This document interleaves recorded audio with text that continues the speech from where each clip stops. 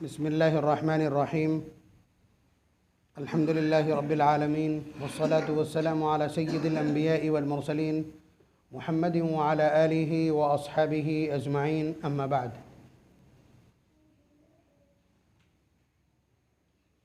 अऊज़ु बिल्लाहि मिनश शैतानिर रजीम व अक़ीमुस सलाता व आतुज़ ज़काह व अक़रिज़ुल्लाह क़र्ज़न हसना वमा तुक़द्दिमू लिअन्फ़ुसिकुम मिन खैरिन तजिदूहु इंदल्लाह हुवा खैरन व अअज़म अजरा वस्तग़फ़िरुल्लाह इन्नल्लाह गफ़ूरुर रहीम।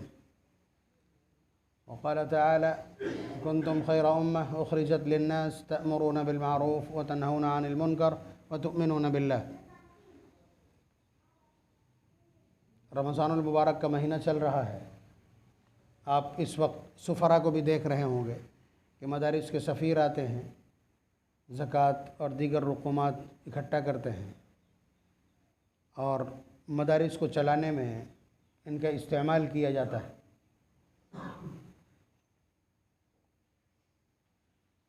एक बात गिरह से बांध लीजिए और ये बात तस्लीम किए बग़ैर चारा भी नहीं है कि हिंदुस्तान में इस्लाम की शक्ल, दीन व शरीयत की शक्ल सबसे ज़्यादा साफ़ और शफ़ाफ़, इस्लाम इतनी महफूज शक्ल में, इस्लामी अक़दार इतनी महफूज शक्ल में दुनिया के किसी ख़ित्ते में नहीं है।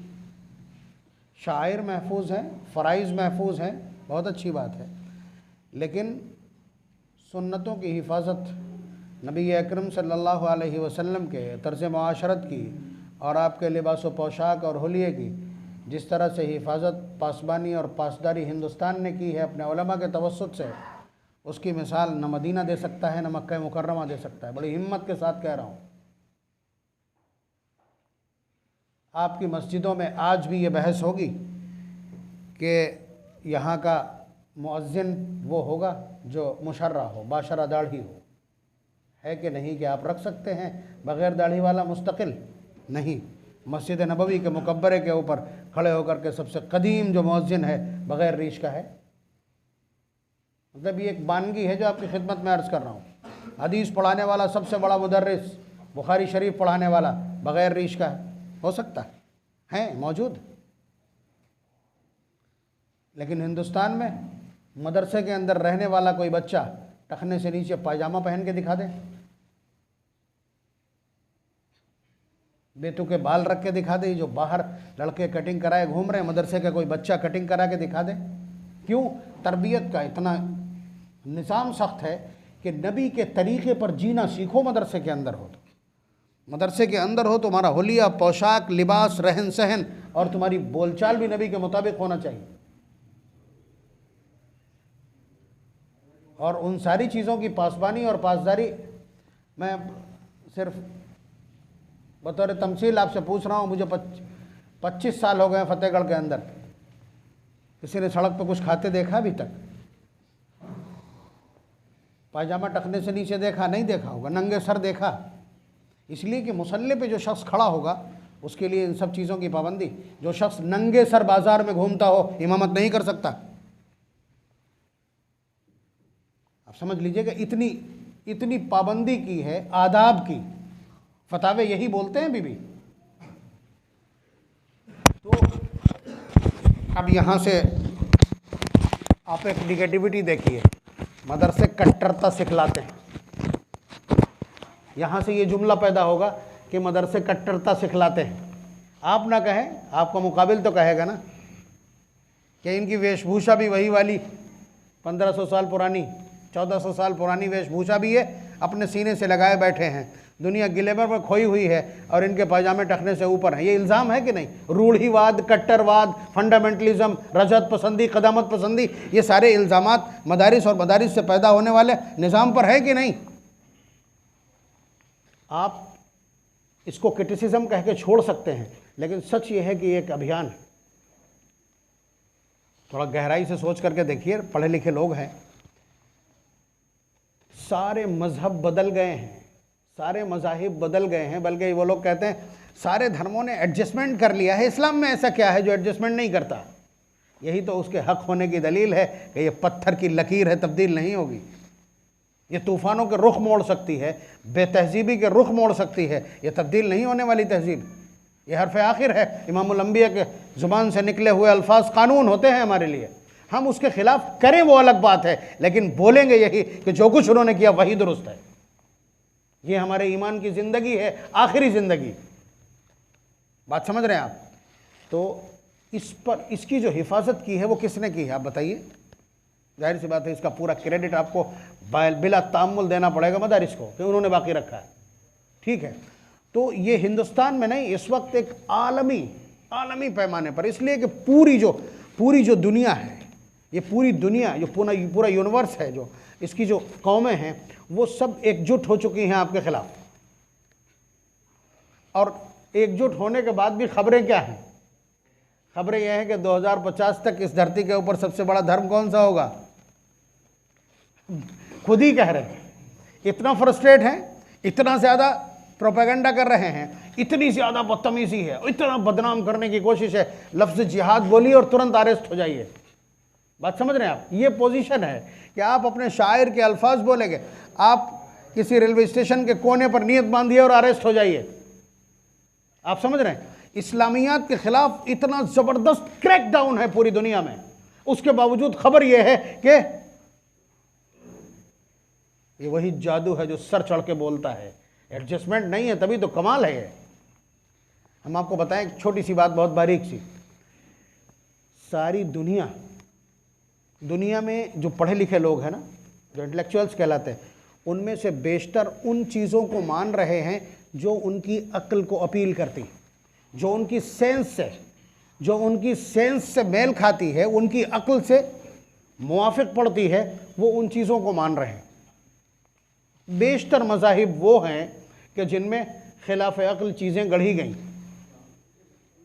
भाई, एक जानवर का पखाना खाने के लिए अक्ल कभी तस्लीम नहीं करेगी, जानवर का पेशाब पीने के अक्ल कभी तस्लीम नहीं करेगी, इसलिए कि उनको फजलात कहा जाता, वेस्टेज है बॉडी का, जहर है वो, उसको कैसे मान लिया जाएगा?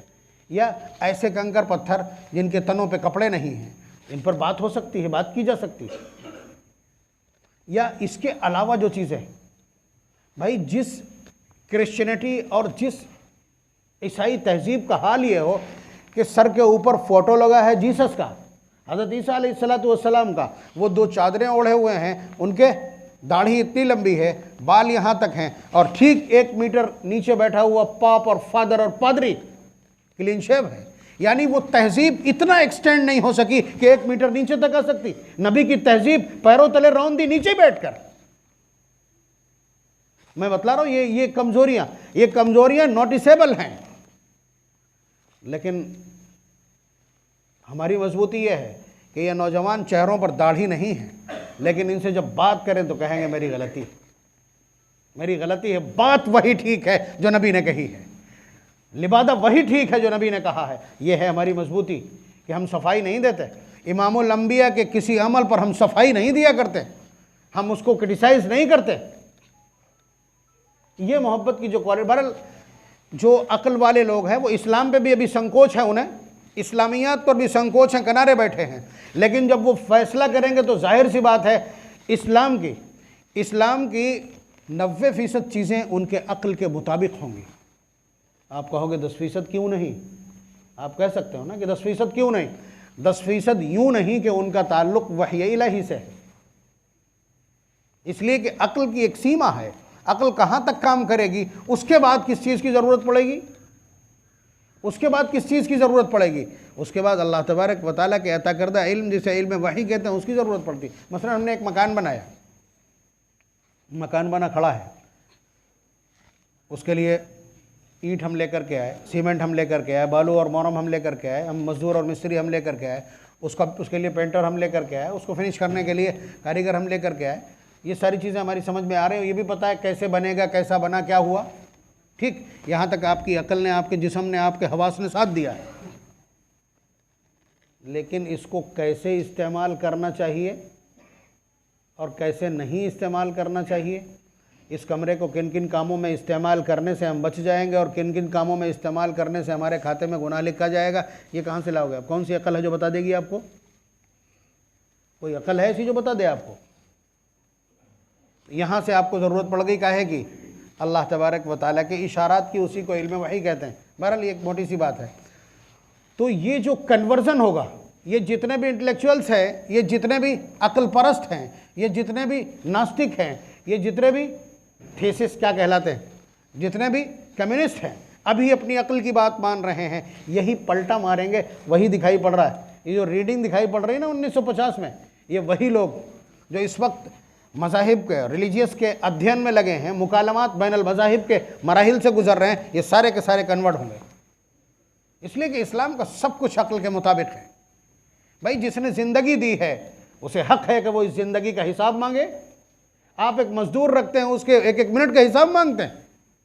जिसने इस इंसान के लिए पूरे ब्रह्मांड को सजाया, चलाया, हवाओं को चलाया, और जिसने रोशनी दी, जिसने हरारे दिए, और जिसने गर्मी दी, और जिसने फल उगाए, और जिसने दरिया बहाए, और जिसने ज़मीन के सीने में पानी वदियत किया, और जिसने हमारे जिस्म के अंदर खून को दौड़ाया ताकि हम जिंदा रहें, जो बेहिसाब धड़कने देता है दिलों को, और जो आँखों को नूर इनायत करता है, और जिसने डाइजेशन सिस्टम बना करके हमारी बॉडी को सर्कुलेट किया है, जाहिर सी बात है उसका हक बनता है कि वो पूछे। अकल मानेगी, अकल मानेगी। जब इस तरह कोई समझाने वाला उनको मिलेगा तो जाहिर सी बात है अकल मानेगी। वो अकल वाले कहेंगे कि इस्लाम अकल के मुताबिक है, और बहुत तेज़ी के साथ ये समझा जा रहा है। इसलिए कि एडजस्टमेंट नहीं किया, एडजस्टमेंट कर लेंगे तो हम भी चूचू का मुरब्बा हो जाएंगे। बात समझ रहे हैं आप?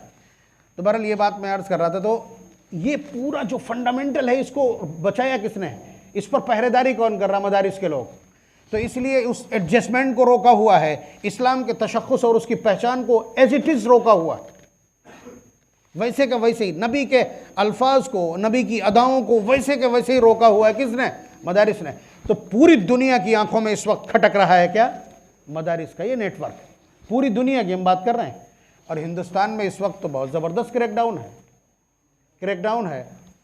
मदारिस, ये चंदे वाले मदारिस वजूद में कैसे आए, उसके लिए मैं 2-3 मिनट में आपकी खिदमत में अर्ज़ कर रहा हूँ। जंग आज़ादी में आपको नहीं मालूम होगा, 100 साल तक, 100 साल का दौरानिया 1803 से लेकर के 1803 से लेकर के बल्कि आखिर तक मान के चलिए आप 1920 तक, वरना 1803 से लेकर के और 1800 के बिल्कुल 1900 के करीब तक इस जंग को सिर्फ उलमा और मशाइख ने लड़ा है। हम बता दें आपको, इसलिए कि 1803 में फतवा दिया गया था कि ये हिंदुस्तान दारुल हर्ब है और यहाँ जिहाद फ़र्ज़ है। जिहाद का इम्प्लीमेंटेशन कौन करेगा? उलमा करेंगे, जाहिर सी बात है, वो उसको जानते हैं। तो उन्होंने इसको इम्प्लीमेंटेशन किया। आपको पढ़ना हो बहुत आराम से, आप बालाकोट की और उससे पहले की जो सैयद अहमद शहीद रहमतुल्लाह अलैह का जो भ्रमण है पूरी इंडिया का, उन्होंने जिस तरह से पूरे हिंदुस्तान को इस पर आमादा किया था खिलाफत के क़याम पर, उसे आप पढ़ेंगे तारीख़ में तो बहुत आसान हो जाएगा। अंग्रेज़ी पढ़ें, कम अज़ कम तारीख़ ही पढ़ लिया करें, उर्दू तो आपने दफन कर ही दी है। तो उसमें आपको लगेगा कोई नहीं, सिर्फ खानकाही मशाइख हैं। उसके बाद धीरे से और उलमा शामिल हुए हैं, तो ये एक सिलसिला चला। बालाकोट की जंग की शिकस्त के बाद, बालाकोट की जंग की शिकस्त के बाद 1830 में, उसके बाद में अंग्रेज़ों ने एक क्रैकडाउन किया यहाँ कि ये मुसलमान बहुत सख्त जान है। जिस तरह उन्हें मुज़ाहमत का सामना करना पड़ रहा था कि यहाँ हम 200-400 कत्ल करते हैं, दूसरी तरफ से तुरंत तूफ़ान खड़ा हो जाता है। ये दम आती कहाँ से है? मालूम यह हुआ कि ये ईमान पैदा करता है, ईमान से ये पावर जनरेट होता है। तो अब पहुँचते पहुँचते यहाँ तक पहुँच गए कि ये मदारिस की देन है। बहरहाल तो जो लोग ख़ास तौर से बालाकोट के मैदान में शहीद हुए थे, उनके घरों में जाकर के बाकायदा उनसे कहा कि आपके नौजवान अब यतीम हो गए हैं, बच्चे यतीम हो गए, आप हमारे हवाले कर दीजिए, हम इनको पढ़ाएंगे, लिखाएंगे, काबिल बनाएंगे और इन्हें बाकायदा नौकरी देंगे और इनको बाकायदा हम ज़िंदगी दे देंगे। आप अंदाज़ा लगाइए कितनी तड़पने की बात है। जिनके बापों ने अंग्रेज़ दुश्मनी पर अपनी जानें कुर्बान कर दी हों, उनकी नस्लों को इस तरह से हाईजैक किया जाए, ये दर्दमंद दिल रखने वाले और बसीरत रखने वालों के लिए तड़प जाने की बात है।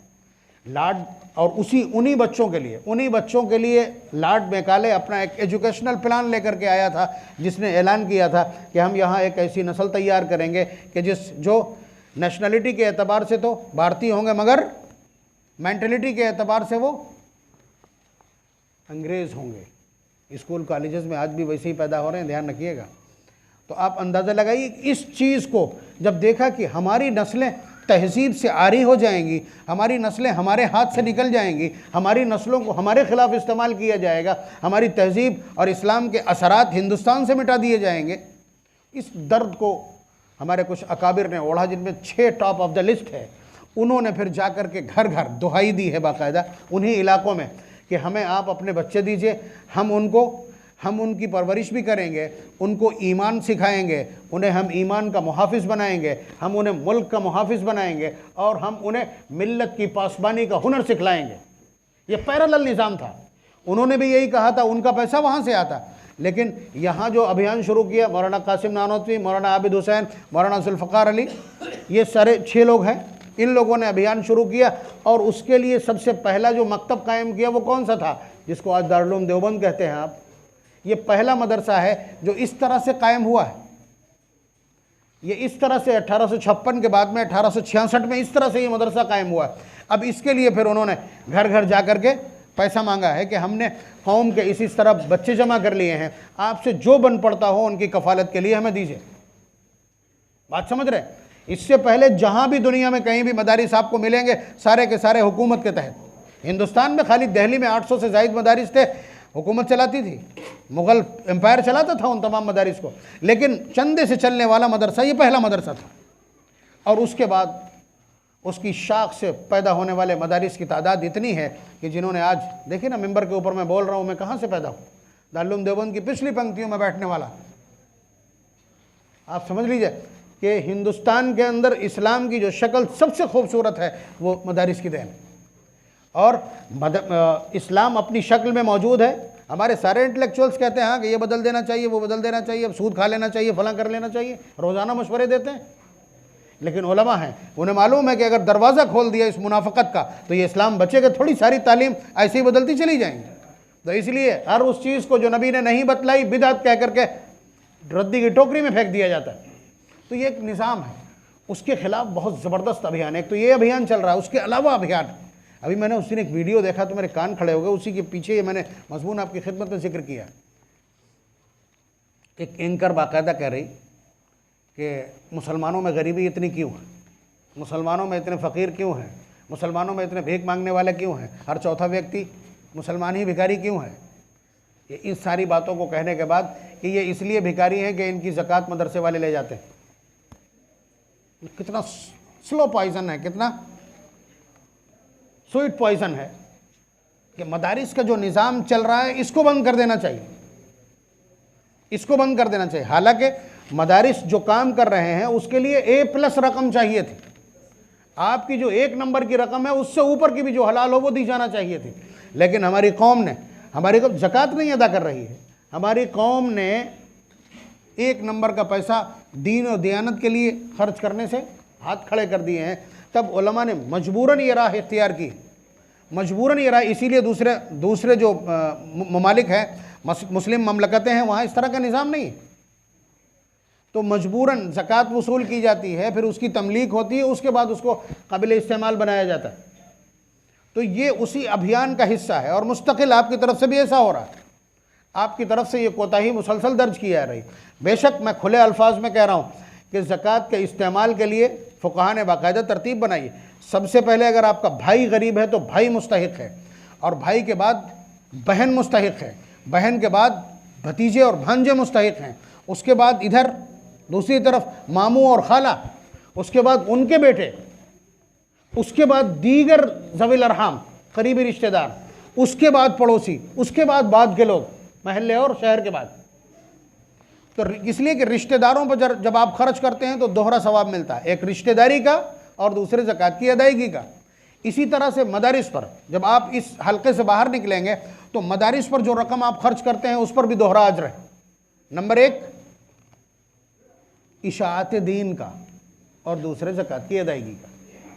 तो बहरहाल अपने हाथ खुले रखिए, अपने हाथ खुले रखिए, ज़कात की अदायगी में कोताही मत कीजिए। ये इतना बड़ा जो कोलैप्स है, ये जो कसाद बाजारी है, हमारी नौजवान नस्ल इस वक्त मईशत तलाश करती फिर रही है, उसकी वजह हमारे जराइम भी है।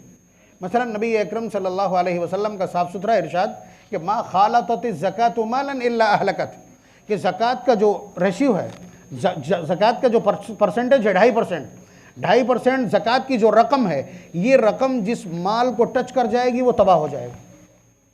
यानी हमारे पास 1 लाख रुपया है, 2500 रुपये इसमें से ज़कात के हैं, ये अगर उसके साथ मिला रहेगा तो सेप्टिक हो जाएगी पूरे माल को। ये अब वकील खाएंगे और ये अब पुलिस खाएगी, ये अब डॉक्टर खाएगा और ये आप हवादिस में जाएंगे। ये है मतलब मा खालतत ज़कात मालन इल्ला अहलकत, तबाह हो जाएगा। ये जितने भी फैक्ट्रियां खाक में मिल रही हैं और जिससे जितने करोड़पति कर्जों में दब रहे, ये वही कोलैप्स है। अल्लाह तबारक व तआला का कोड़ा है, जब चलता है इस तरह तो तबाह कर देता है। तो इसलिए ज़कातों की अदायगी में, इसलिए ज़कात की अदायगी या ज़कात इस्लाम के 5 मूल सिद्धांतों में से एक है।